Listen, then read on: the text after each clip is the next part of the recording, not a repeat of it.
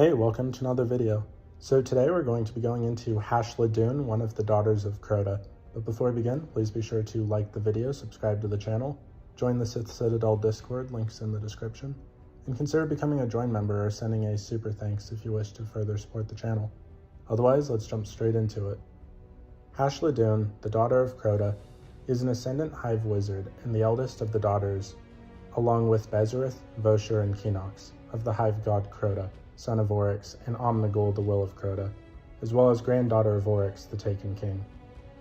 She is the leader of the Hidden Swarm and architect of the Scarlet Keep, harnessing the nightmares of the pyramid that lies beneath for her schemes and vengeance against the Guardians. HASHLADUN would meet her end by the Guardian at the top of the Tower of Woe, as part of her revenge against them, only to be killed by their fire team. HASHLADUN began as an abnormally large and strong thrall, huge of crest and thick of arm. Viewing this as excessive, her father CROTA ordered her ritually mutilated in the old way of floods, in order to reduce her to a normal size and strength, and sent 100 thrall, 10 knights, and an ogre to retrieve her. HASHLADUN fought off the entire force, but was left exhausted. After that, CROTA himself came for her, impressed but unrelenting, and took her to a floodplain deep within the Ascendant Plane, where she was impaled and exposed to the paracausal tides of the Sea of Screams, flooding her body 5 times with caustic and harmful substances. After the 5 inundations, HASHLADUN broke free from her impalement, starving, wounded, and much reduced in form. On witnessing her crawling back to his throne world, CROTA stated, "You are great now, and you cannot love me, for the parts of you that were mine have been taken from you. The parts that were his remain." With all ties to CROTA severed by the floods, and therefore rendered closer to Oryx, HASHLADUN had ascended into her grandfather's court, much to her father's joy and grief, knowing that she can never set foot in his court again. She was then sent forth to Oryx's side by her father, who cut a rift through space-time to an unknown destination. It is largely unknown what role HASHLADUN played in her grandfather's court, but she was presumed dead by the Guardians since CROTA's fall. Following the Taken War, HASHLADUN hid between the lunar surface alongside her sisters Bezereth, Kinox, and Vosher, and plotted their revenge against the Guardians for the deaths of her immediate family. Unable to accept a world without their king, HASHLADUN and her sisters enacted a plot to recreate their deceased grandfather in the form of a phantasmal nightmare, a necessary violation of the sword logic, since the Taken King was never succeeded by his killers.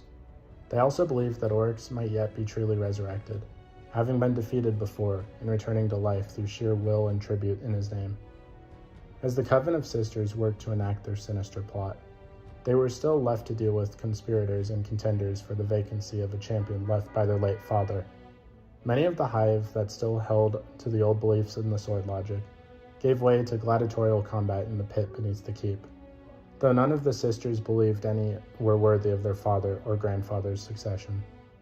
HASHLADUN and her sisters attended the pit to witness the gladiatorial games, and silenced Bezereth and Vosher as they expressed doubts about the fighters when the games began.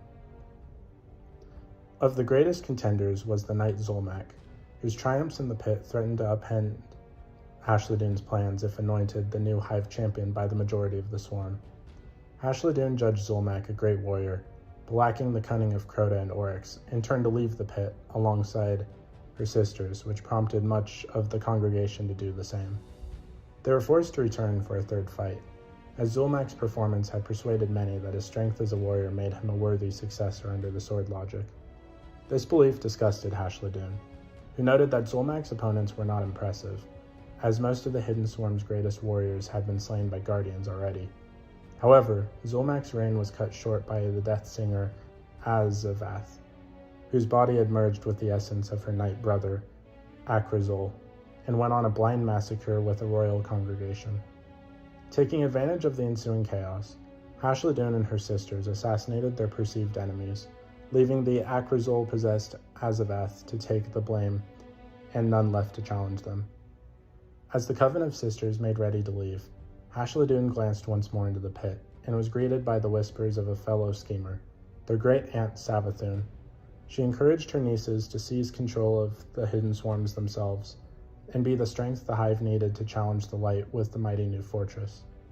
Additionally, she offered a boon in the essence of the fallen Zulmak, to be raised as a puppet champion for the Swarm. Intrigued but wary of her aunt's schemes, HASHLADUN questioned what role the heretic Azavath reborn Iraram Deathsinger would play.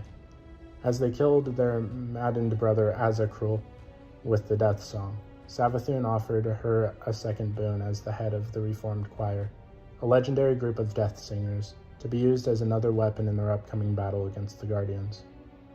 With their control over the hidden swarm secured, the Daughters of Crota rallied the remaining hive on the moon, and began construction of the Scarlet Keep, acting as an amplifier of their magics, and award themselves of the pyramid's influences with the forbidden cryptoglyph.